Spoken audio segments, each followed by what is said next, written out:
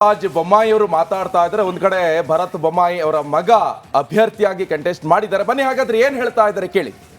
ಉಪಚುನಾವಣೆಯಲ್ಲಿ ಇಷ್ಟು ದೊಡ್ಡ ಪ್ರಮಾಣದಲ್ಲಿ ಸಚಿವರು ಶಾಸಕರು ಹಣದ ಚೀಲ ತೊಗೊಂಡು ಬಂದು ಕೂತು ಪ್ರಜಾಪ್ರಭುತ್ವದ ಎಲ್ಲ ಮೌಲ್ಯಗಳನ್ನು ಗಾಳಿಗೆ ತೂರಿ ತಮ್ಮ ಹಣದ ಬಲದಿಂದ ಜಾತಿ ಬಲದಿಂದ ಗೆಲ್ಲುವಂಥ ಹುನ್ನಾರ ಮಾಡ್ತಿರುವಂಥದ್ದು ನಿಜವಾಗಲೂ ಕೂಡ ಕಾಂಗ್ರೆಸ್ ಸರ್ಕಾರದ ಒಂದು ದುರಂತ. ವಿಶೇಷವಾಗಿ ಸಿದ್ದರಾಮಯ್ಯನವರು ಈ ಮಟ್ಟಕ್ಕೆ ತಮ್ಮ ರಾಜಕೀಯ ಅಧಿಪತನ ತೋರಿಸಿದ್ದಾರೆ ಅಂತ ನನಗೆ ಅನಿಸ್ತದೆ.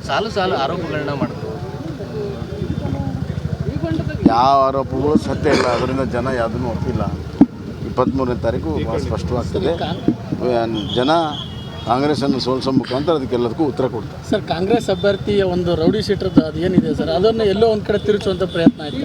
ಎಸ್ ಪಿ ಅವರು ಬೆಳಗ್ಗೆ ಒಂದು ಮಾತಾಡ್ತಾರೆ, ಸಾಯಂಕಾಲ ಒಂದು ಮಾತಾಡ್ತಾರೆ. ನೋಡಿ, ಈಗ ಮಾಧ್ಯಮದರ ಮುಂದೆ ವಿದೌಟ್ ಎನಿ ಪ್ರೊವೊಕೇಶನ್ ನಿಮ್ಮ ಪ್ರಚೋದನೆ ಇಲ್ಲದೆ ಅವರೇ ಹೇಳಿದರು ರೌಡಿ ಶೀಟರ್ಗಳಿದ್ದಾರೆ ಅಂತ ವರದಿ ಕೊಡುವಾಗ ಅವರೇ ಹೇಳಿದರು. ಆವಾಗ ಕ್ಯಾಂಡಿಡೇಟ್ ಹೆಸರು ಕೇಳಿದಾಗ ಇದೆ ಅಂತಂದರು. ಮ್ಯಾನ್ಯುವಲ್ ಪ್ರಕಾರ ನಾವು ಮುಚ್ಚಿಲ್ಲ ಅಂತಂದರು. ಮುಂದಿನ ಕ್ರಮ ತಗೊಳ್ತೀವಿ. ಅಷ್ಟೇ ಅಲ್ಲ, ಅವರೇನು ಹೇಳಿದರು, ಅದರಲ್ಲಿ ಇದೆ ಅಂದರೆ ಇನ್ನೂ ಕೆಲವು ಕೇಸ್ಗಳಿದೆ ಅನ್ನೋಂಥ ರೀತಿಯಲ್ಲಿ ಅವೆಲ್ಲ ಹೇಳಿದರು. ಒಂದು 2-3 ತಾಸಲ್ಲಿ ಉಲ್ಟಾ ಹೊಡೆದ್ರು. ಮತ್ತು ಅದ್ರ ಸ್ಪಷ್ಟೀಕರಣಕ್ಕೆ SP ಸೈನ್ ಇಲ್ಲ, ಬರೀ ಟೈಪ್ ಮಾಡಿ ಕಳಿಸಿದ್ದಾರೆ. ಈ ಥರ ಪೊಲೀಸ್ ಇಲಾಖೆ ಸರ್ಕಾರ ನಡೆಸ್ತಾ ಇದೆ. ಇದೊಂದು ರೀತಿಯಲ್ಲಿ ಕಾಂಗ್ರೆಸ್ ಪಕ್ಷದ ಅಡಿಯಾಳಾಗಿ ಇಡೀ ಹೋಮ್ ಡಿಪಾರ್ಟ್ಮೆಂಟ್ ಕೆಲಸ ಮಾಡಿದೆ. ಈಗ ತಾವು ಕಂಪ್ಲೇಂಟ್ ಮಾಡಿದೆ, ಚುನಾವಣೆ ಆಗಿ ಕಂಪ್ಲೇಂಟ್ ಮಾಡಿದೆ. ಇದ್ರ ಬಗ್ಗೆ ವೆರಿಫೈ ಮಾಡಬೇಕು ಮತ್ತು ಎಂಕ್ವೈರಿ ಮಾಡಬೇಕು ಅಂತ ನಾವು ಕಂಪ್ಲೇಂಟ್ ಮಾಡಿದ್ವಿ. ಸರ್, ಈ ಚುನಾವಣೆ ಸಂದರ್ಭದಲ್ಲಿ ತುಷ್ಟೀಕರಣ ಖಂಡಿತ ಕಾಂಗ್ರೆಸ್ಗೆ ಸೋಲಿನ ಭಯ ಇದೆ. ತಮ್ಮ ವೋಟ್ ಬ್ಯಾಂಕನ್ನು ಗಟ್ಟಿಗೊಳಿಸೋ ಸಲುವಾಗಿ ಇವತ್ತು ತುಷ್ಟೀಕರಣ ಅವ್ರು ನಿರಂತರವಾಗಿ ಮಾಡ್ಕೊಂಡೇ ಬಂದಿದ್ದಾರೆ. ಅದರಲ್ಲಿ ಅವ್ರ ನಂಬಿಕೆ ಇದೆ. ಅಂದರೆ ಅವ್ರು ಏನು ಪ್ರಮಾಣಾಚರಣೆ ತೊಗೊಂಡಿದ್ದಾರೆ, ರಾಗ ದ್ವೇಷ ಇಲ್ಲದೆ ಮಾಡ್ತೀವಿ ಅಂತ ಅದನ್ನು ಮರೆತು ಬಿಟ್ಟಿದ್ದಾರೆ.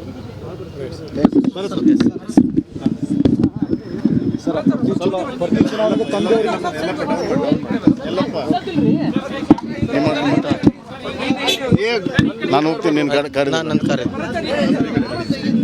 ಸರ್, ಪ್ರತಿ ಚುನಾವಣೆ ಬೇರೆ, ಈ ಚುನಾವಣೆ ತಾವೇ ಸ್ಪರ್ಧೆ, ತಾಮದೇ ವೋಟಿಂಗ್ ಸರ್. ಫಸ್ಟ್ ಟೈಮ್ ತಮ್ಮ ಅಭ್ಯರ್ಥಿಗೆ ತಾವೇ ಮತ ಮಾಡ್ತಾ. ಹೌದು, ನಾನು ಇಲ್ಲಿ ವೋಟಿಂಗ್ ID ಸಿಕ್ಕ ನಂತರ ಶಿಗ್ಗಾಂವ್ ಕ್ಷೇತ್ರದಲ್ಲೇ ವೋಟ್ ಮಾಡ್ಕೊತಾ ಬಂದಿದ್ದೀನಿ. ಆ ಸಂದರ್ಭದಲ್ಲಿ ತಂದೆಯವರು ಅಭ್ಯರ್ಥಿಯಾಗಿದ್ದರು. ಈ ಬಾರಿ ನಾನು ಅಭ್ಯರ್ಥಿಯಾಗಿದ್ದೀನಿ. ಸರ್, ಕೊನೆಯ ಕ್ಷಣದಲ್ಲಿ ತಾವು ಒಂದು ಕಣ್ಣೀರು ಹಾಕಿದಂಥ ವಿಡಿಯೋ ವೈರಲ್ ಆಗ್ತಾ ಇದೆ ಸರ್, ಏನು ಸರ್ ಅದು? ಅದು ನೋಡಿ, ಅದು ಹಳೆ ಪಾಡ್ಕಾಸ್ಟಲ್ಲಿ ಎಲೆಕ್ಷನ್ ಸಂದರ್ಭದಲ್ಲಿ ಏನೇನು ಮಿಸ್ ಮಾಡ್ತೀರಿ ಅಂತ. ನಾನು ನನ್ನ ಮಗನ ಮಿಸ್ ಮಾಡ್ತಾಯಿದ್ದೀನಿ. ಅವ್ನಿಗಿರೋದು 1 ವರ್ಷ. ನನ್ನ ಮಗನಿಗೆ, ನನ್ನ ಮಗ 1 ವರ್ಷ ನಾನು ಅವನ ಜೊತೆ ಹೆಚ್ಚಿನ ಸಮಯ ಕಳಿಬೇಕಾಗಿತ್ತು. ದಿನ ಅವನ ಫೋಟೋ, ರಾತ್ರಿ ಎಷ್ಟೇ ಲೇಟ್ ಆದ್ರೂ ಅವ್ನ ಫೋಟೋ ನೋಡಿ, ಅವ್ನ ವಿಡಿಯೋ ನೋಡಿ ನಾನು ಮಲಗೋದು. ಅದರ ಸಂಬಂಧ ಆಗಿರುವಂಥ ಒಂದು ಪಾಡ್ಕಾಸ್ಟ್ ಇತ್ತು. ಅಲ್ಲ, ಅದು ಒಂದೇನೋ ಒಂದು ಸೋಲಿನ ಭೀತಿಯಿಂದ ಈ ರೀತಿ ದೇವೇಗೌಡರ ಫ್ಯಾಮಿಲಿ ಯಾವ ರೀತಿ ಅದೇ ಥರ ಕಣ್ಣೀರು ಆಗ್ತಾ ಇದ್ದೀರ ಅನ್ನೋ ಒಂದು ಅಂತ ಟ್ರೋಲ್ ಆಗ್ತಾ ಇದೆ ಸರ್. ನೋಡ್ರಿ, ಎಲ್ಲರಿಗೂ ಗೊತ್ತಿದೆ. ಅದು ಇಂಟರ್ವ್ಯೂ ಪೂರ ನೋಡಿದ್ರೆ ನಮ್ಮೆಲ್ಲರಿಗೂ ಗೊತ್ತಾಗುತ್ತೆ.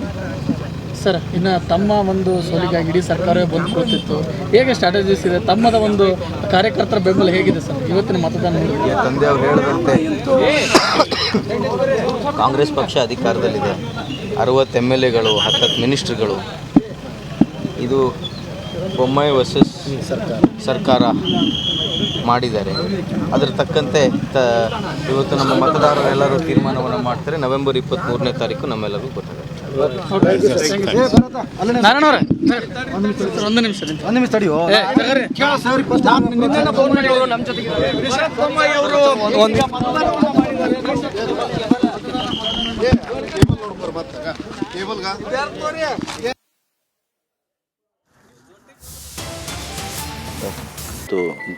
ಬಾಳ್ತಾ ಇದ್ದೀವಿ. ಅದು ಸದೃಢವಾಗಬೇಕು ಅಂದರೆ ಮತದಾನ ತುಂಬ ಅಮೂಲ್ಯವಾದದ್ದು. ಹಾಗೆ ಎಲ್ಲರೂ ಮತದಾನ ಮಾಡಿ ನಮ್ಮ ದೇಶವನ್ನು ರಕ್ಷಣೆ ಮಾಡೋದ ವಿಷಯದಲ್ಲಾಗಲಿ, ಸಂವಿಧಾನ ರಕ್ಷಣೆ ವಿಷಯದಲ್ಲಾಗಲಿ ನಾವೆಲ್ಲರೂ ಕೂಡ ಭಾಗಿಯಾಗಬೇಕು ಅಂತ ಜನಗಳಲ್ಲಿ ಕೇಳ್ಕೊಳ್ತೀವಿ. ನಿಮ್ಮ ಸಹೋದರ ಅಭ್ಯರ್ಥಿ ಇರುವಂಥದ್ದು ಯಾವ ನಿರೀಕ್ಷೆ ಇದೆ ಸರ್? ಅವರ ಒಂದು ನಮ್ಮ ಸಹೋದರರು ಏನು ಇವತ್ತು ಕೆಲಸ ಕಾರ್ಯಗಳನ್ನು ಮಾಡಿದ್ದಾರೆ, ಮುಖ್ಯವಾಗಿ ನೀರಾವರಿ ಕಾರ್ಯ ಏನು ಆಗಿದೆ, ಮತ್ತು ತಾಲೂಕಲ್ಲಿ ಎಲ್ಲ ಥರದ ಅಭಿವೃದ್ಧಿ ಕಾರ್ಯಗಳನ್ನು ಗಮನಿಸಿ ಮತದಾರ ಪ್ರಭುಗಳು ಆಶೀರ್ವಾದ ಮಾಡ್ತಾರೆ ಅಂತ ಓಕೆ, ಇವರು ಏನು ರಾಜೇಶ ಸಿ ಪಿ ಯೋಗೇಶ್ವರ ಅವ್ರ ಸಹೋದರನ ಸ್ವಲ್ಪ ಹಂಗೆ ಇದ್ದಾರಲ್ವಾ? ಓಕೆ, ಮತ್ತೊಂದು ಕಡೆ ಸಂಡೂರಿಂದ ರೇಣುಕಾರಾಧ್ಯ ಮತ್ತು ಮಹದೇವ ಸ್ವಾಮಿ ಚನ್ನಪಟ್ಟಣದಿಂದ ತಗೊಳ್ಳಿ. ಈಗ ಚನ್ನಪಟ್ಟಣ ನೋಡೋಣ. ಚನ್ನಪಟ್ಟಣ ಎನ್ನುವಂಥದ್ದು ಕೂಡ ಒಂಥರ ಈ ಟ್ರಬಲ್ ಶೂಟರ್. ಒಂದು ಕಡೆ ಆದರೆ ಕಾಂಗ್ರೆಸ್ನವರಾದರೆ, ಈಚೆ ಕಡೆ ದೇವೇಗೌಡರು ರಾಜಕೀಯ ಮುತ್ಸುದಿ, ಜೊತೆಗೆ ಒಂದು ಜಿದ್ದಿನ ಕಣ. ಮಹದೇವ ಸ್ವಾಮಿ ಅವರು ಈಗಾಗಲೇ ರಾಜ್ಯದಲ್ಲಿ ಗುರುತಿಸ್ಕೊಂಡಂತ ಕಣ. ಯಾಕಂತ ಹೇಳಿದ್ರೆ ಈಗ ಮಾಜಿ CM ಅವರ ರಾಜಕೀಯ ಭವಿಷ್ಯ, ಜೊತೆಗೆ ಈಗ ಅಲ್ಲಿ ಯಾವ ರೀತಿಯಾಗಿ ಮತದಾನ ಪ್ರಕ್ರಿಯೆ ನಡೀತಾ ಇದೆ, ಜನರು ಯಾವ ರೀತಿಯಾಗಿ ಪ್ರತಿಕ್ರಿಯೆ ಕೊಡ್ತಾ ಇದ್ದಾರೆ, ಏನು ಹೇಳ್ತಾರೆ?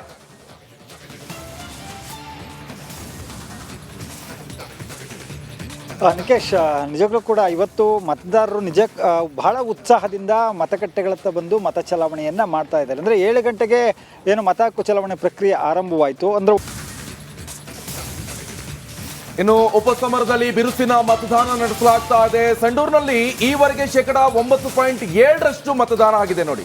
ಚನ್ನಪಟ್ಟಣದಲ್ಲಿ ಈ ತನಕ 10.34% ಮತದಾನ ಆಗಿದೆ. ಶಿಗಾವಿಯಲ್ಲಿ 8% ಹಕ್ಕನ್ನ ಚಲಾವಣೆ ಮಾಡಿದ್ದಾರೆ ನೋಡಿ. ಎಲ್ಲರೂ ಕೂಡ ಬಂದು ಮತದಾನವನ್ನು ನಡೆಸ್ತಾ ಇದ್ರು. ವಿಧಾನಸಭಾ ಎಲೆಕ್ಷನ್ ಸಂದರ್ಭದಲ್ಲೂ ಕೂಡ ಸಾಕಷ್ಟು ಮತದಾನ ಆಯಿತು. ಆ ಸಂದರ್ಭದಲ್ಲಿ ಒಂದು ಬಹಳ ಇಂಟ್ರೆಸ್ಟ್ ಇರುತ್ತೆ, ರಜೆ ಇರುತ್ತೆ, ಒಂಥರ ಹಬ್ಬ ಥರ. ಇದೀಗ ಉಪಚುನಾವಣೆ, ಕೆಲವರೆಲ್ಲ ಬರೋಕ್ಕಾಗೋದಿಲ್ಲ, ಕೆಲವು ಆಫೀಸ್ಗಳಲ್ಲಿ ರಜೆ ಕೊಡೋಲ್ಲ. ಸೊ ಅಂಥ ಸಂದರ್ಭದಲ್ಲಿ ರಜೆ ಬೇಕಂತ ತಗೊಂಡು ಹೋಗ್ತಾರೆ. ಆದ್ರೆ ನೀವು ಕೂಡ ಗಮನಿಸ್ತಾ ಇರ್ಬೋದು, 9.7% ಸಂಡೂರಿನಲ್ಲಿ ಮತದಾನ ಆಗಿದೆ. ಸೊ ಈ ಮತದಾನ, ಈ ಪರ್ಸೆಂಟೇಜ್ ಲೆಕ್ಕದಲ್ಲೂ ಕೂಡ ರಾಜಕೀಯ ನಾಯಕರು ಒಂದಿಷ್ಟು ಲೆಕ್ಕಾಚಾರಗಳನ್ನು ಹಾಕ್ತಾರೆ, ಎಷ್ಟೆಷ್ಟು ಏನೇನು ಆಗ್ತಾ ಇದೆ ಅಂತ. ಇನ್ನು CPY ಬ್ರದರ್ ಅವರು ಮಾತನಾಡಿದ್ದಾರೆ. ಸಹೋದರ ಏನು ಹೇಳಿದ್ದಾರೆ ಕೇಳಿ. ಪ್ರಜಾಪ್ರಭುತ್ವ ವ್ಯವಸ್ಥೆಯಲ್ಲಿ ಮತದಾನ ತುಂಬ ಅಮೂಲ್ಯವಾದದ್ದು.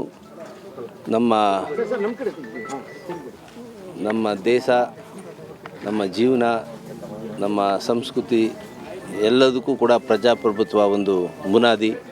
ಹಾಗಾಗಿ ಮತದಾನದ ಮೂಲಕ ನಮ್ಮ ದೇಶವನ್ನು ಸದೃಢಗೊಳಿಸಬೇಕು. ನಮ್ಮ ವ್ಯವಸ್ಥೆಯನ್ನು ಏನು ಸಂವಿಧಾನ ಅಡಿಯಲ್ಲಿ ನಾವು ಇವತ್ತು ಬಾಳ್ತಾ ಇದ್ದೀವಿ, ಅದು ಸದೃಢವಾಗಬೇಕು ಅಂದರೆ ಮತದಾನ ತುಂಬ ಅಮೂಲ್ಯವಾದದ್ದು. ಹಾಗೆ ಎಲ್ಲರೂ ಮತದಾನ ಮಾಡಿ ನಮ್ಮ ದೇಶವನ್ನು ರಕ್ಷಣೆ ಮಾಡೋದ ವಿಷಯದಲ್ಲಾಗಲಿ, ಸಂವಿಧಾನ ರಕ್ಷಣೆ ವಿಷಯದಲ್ಲಾಗಲಿ ನಾವೆಲ್ಲರೂ ಕೂಡ ಭಾಗಿಯಾಗಬೇಕು ಅಂತ ಜನಗಳಲ್ಲಿ ಕೇಳ್ಕೊಳ್ತೀವಿ.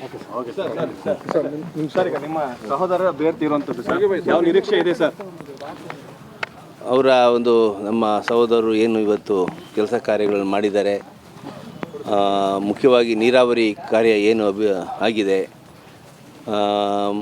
ಮತ್ತು ತಾಲೂಕಲ್ಲಿ ಎಲ್ಲ ಥರದ ಅಭಿವೃದ್ಧಿ ಕಾರ್ಯಗಳನ್ನು ಗಮನಿಸಿ ಮತದಾರ ಪ್ರಭುಗಳು ಆಶೀರ್ವಾದ ಮಾಡ್ತಾರೆ ಅಂತ. ಓಕೆ, ಇವರು ಏನು ರಾಜೇಶ ಸಿ ಪಿ ಯೋಗೇಶ್ವರ ಅವ್ರ ಸಹೋದರನ ಸ್ವಲ್ಪ ಹಂಗೆ ಇದ್ದಾರಲ್ವಾ? ಓಕೆ, ಮತ್ತೊಂದು ಕಡೆ ಸಂಡೂರಿಂದ ರೇಣುಕಾರಾಧ್ಯ ಮತ್ತು ಮಹದೇವ ಸ್ವಾಮಿ ಚನ್ನಪಟ್ಟಣದಿಂದ ತಗೊಳ್ಳಿ. ಈಗ ಚನ್ನಪಟ್ಟಣ ನೋಡೋಣ. ಚನ್ನಪಟ್ಟಣ ಎನ್ನುವಂಥದ್ದು ಕೂಡ ಒಂಥರ ಈ ಟ್ರಬಲ್ ಶೂಟರ್. ಒಂದು ಕಡೆ ಆದರೆ ಕಾಂಗ್ರೆಸ್ನವರಾದರೆ, ಈಚೆ ಕಡೆ ದೇವೇಗೌಡರು ರಾಜಕೀಯ